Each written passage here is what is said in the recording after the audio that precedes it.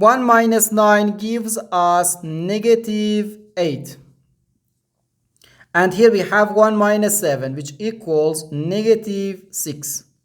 So negative 6 times negative 8 gives us positive 48.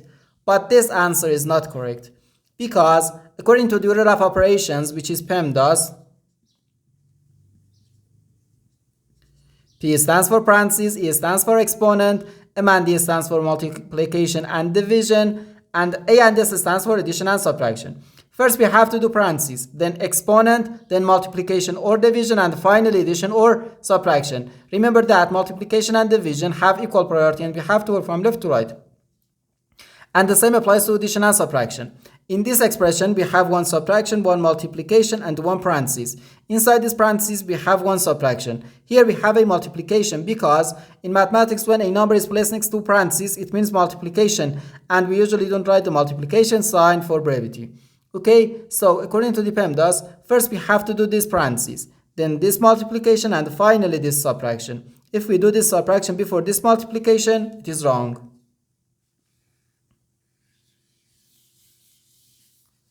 So first we have to do this parenthesis. Inside this parenthesis we have 1 minus 9, which equals negative 8.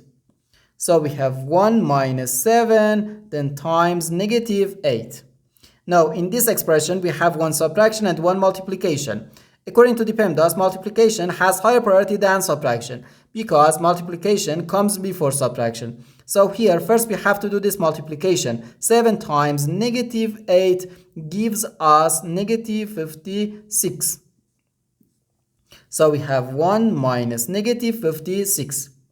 Now negative times negative gives us positive. So we have 1 plus 56, which equals 57. And this is our final answer to this problem. The correct answer is 57.